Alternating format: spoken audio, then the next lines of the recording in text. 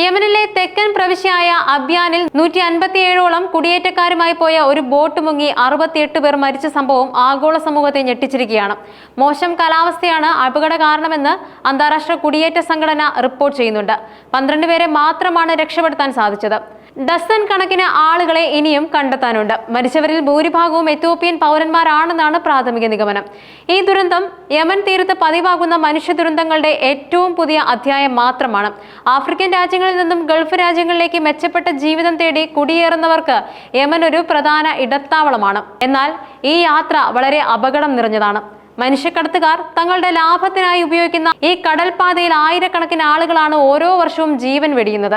ഈ വർഷം മാർച്ചിൽ യമനിലെ ദുബായ് ജില്ലയുടെ തീരത്ത് 180ലധികം കുടിയേറ്റക്കാരുമായി പോയ 2 ബോട്ടുകൾ മുങ്ങിയിരുന്നു. അന്ന് വെറും 2 പേരെ മാത്രമാണ് രക്ഷിക്കാൻ കഴിഞ്ഞത്.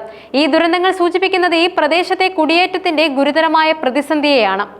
ആഫ്രിക്കൻ രാജ്യങ്ങളായ എത്യോപ്യ, സൊമാലിയ, ജിബൂട്ടി എന്നിവിടങ്ങളിൽ നിന്നുള്ളവർ മെച്ചപ്പെട്ട ജീവിതം തേടി ഗൾഫ് രാജ്യങ്ങളിലേക്ക് കുടിയേറാൻ ശ്രമിക്കുമ്പോൾ തിരഞ്ഞെടുക്കുന്നത് പ്രധാനമായി യമൻ വഴിയുള്ള കടൽ മാർഗമാണ്. രാഷ്ട്രീയ അസ്ഥിരത, ദാരിദ്ര്യം, സംഘർഷങ്ങൾ എന്നിവ കാരണം സ്വന്തം നാട് വിടാൻ നിർബന്ധിതരാകുന്ന ഇവർ മനുഷ്യക്കടത്തുകാരുടെ വലയിൽ കുടുങ്ങുകയാണ്. അപകടകരമായ ബോട്ടുകളിൽ ആളുകളെ കുത്തി നിറച്ച് കടലിലേക്ക് അയക്കുന്ന ഈ റാക്കറ്റുകൾ തങ്ങളുടെ ജീവന് ഒരു വിലയും കൽപ്പിക്കുന്നില്ല. ഈ യാത്രയിൽ പലരും മുങ്ങി മരിക്കുകയോ കടൽ കൊള്ളക്കാരുടെ ആക്രമണത്തിന് ഇരയാവുകയോ പട്ടിണിയും രോഗവും കാരണം മരിക്കുകയോ ചെയ്യുന്നു. ഈ സാഹചര്യത്തിൽ അന്താരാഷ്ട്ര കുടിയേറ്റ സംഘടന, ഐക്യരാഷ്ട്രസഭയുടെ അഭയാർത്ഥി ഏജൻസി തുടങ്ങിയ സംഘടനകൾ സജീവമായി പ്രവർത്തിക്കുന്നുണ്ട്. ഈ ദുരന്തങ്ങൾ ആവർത്തിക്കാതിരിക്കാൻ ഈ സംഘടനകൾ ബോധവൽക്കരണവും സുരക്ഷാ സംവിധാനങ്ങളും മെച്ചപ്പെടുത്താൻ ശ്രമിക്കുന്നുണ്ട്. എന്നിരുന്നാലും മനുഷ്യക്കടത്ത് മാഫിയയുടെ സ്വാധീനം കാരണം ഈ ശ്രമങ്ങൾ പലപ്പോഴും പരാജയപ്പെടുകയാണ്. ഏകദേശം ഒരു പതിറ്റാണ്ടായി ആഭ്യന്തര യുദ്ധം നടക്കുന്ന യമൻ സ്വയം ഒരു വലിയ മാനുഷിക പ്രതിസന്ധിയിലൂടെ കടന്നു പോകുന്നത്. ഈ സാഹചര്യത്തിൽ മറ്റ് രാജ്യങ്ങളിൽ നിന്നുള്ള കുടിയേറ്റക്കാരെ സ്വീകരിക്കാനോ അവർക്ക് വേണ്ട സഹായങ്ങൾ നൽകാനോ യമൻ സർക്കാരിന് പലപ്പോഴും സാധിക്കുന്നില്ല. ഇത് കുടിയേറ്റക്കാരെ കൂടുതൽ ദുരിതത്തിലാക്കുന്നു.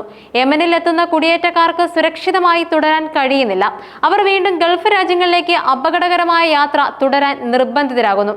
അബ്യാനിൽ നടന്ന ദുരന്തത്തിന് ശേഷം തിരച്ചിൽ രക്ഷാദൗത്യം ആരംഭിച്ചിട്ടുണ്ട്. അബ്യാനിലെ സുരക്ഷാ ഉദ്യോഗസ്ഥരും പ്രാദേശിക മത്സ്യത്തൊഴിലാളികളും ചേർന്നാണ് രക്ഷാപ്രവർത്തനം നടത്തുന്നത്. എന്നാൽ കടൽക്ഷോഭവും തീരപ്രദേശത്തിന്റെ വിസ്തൃതിയും കാരണം രക്ഷാപ്രവർത്തനം ദുഷ്കരമാണ്. ഈ പ്രശ്നത്തിന് ഒരു പരിഹാരം കണ്ടെത്താൻ അന്താരാഷ്ട്ര സമൂഹം യോജിച്ച് പ്രവർത്തിക്കേണ്ടതുണ്ട്. മനുഷ്യക്കടത്ത് മാഫിയകളെ കണ്ടെത്തി നിയമത്തിന് മുന്നിൽ കൊണ്ടുവരണം. ഇതിനായി എല്ലാ രാജ്യങ്ങളും സഹകരിക്കണം. കുടിയേറ്റക്കാർക്ക് സുരക്ഷിതമായ യാത്രയ്ക്ക് അവസരങ്ങൾ ഒരുക്കണം. നിയമപരവും സുരക്ഷിതപരവുമായ വഴികളിലൂടെ യാത്ര ചെയ്യാനുള്ള അവസരം നൽകുകയാണെങ്കിൽ ഈ അപകടങ്ങൾ കുറയ്ക്കാൻ സാധിക്കും. ആഫ്രിക്കൻ രാജ്യങ്ങളിലെ ജനങ്ങളെ ഈ യാത്രയുടെ അപകട സാധ്യതകളെക്കുറിച്ച് ബോധവൽക്കരിക്കണം. യുദ്ധം നടക്കുന്ന രാജ്യങ്ങളിലെ ജനങ്ങൾക്ക് സാമ്പത്തികവും മറ്റ് സഹായങ്ങളും നൽകണം. ഇത് കുടിയേറ്റം കുറയ്ക്കാൻ സഹായിക്കും. യമൻ തീരത്ത് സംഭവിച്ച ദുരന്തം മെച്ചപ്പെട്ട ജീവിതം തേടിപ്പോകുന്ന ആയിരക്കണക്കിന് മനുഷ്യരുടെ നിസ്സഹായതയുടെയും വേദനയുടെയും ഒരു ഓർമ്മപ്പെടുത്തലാണ്. ഇനിയെങ്കിലും ഇത്തരം ദുരന്തങ്ങൾ ആവർത്തിക്കാതിരിക്കാൻ ലോകം ഉണർന്നു പ്രവർത്തിക്കേണ്ടതുണ്ട്.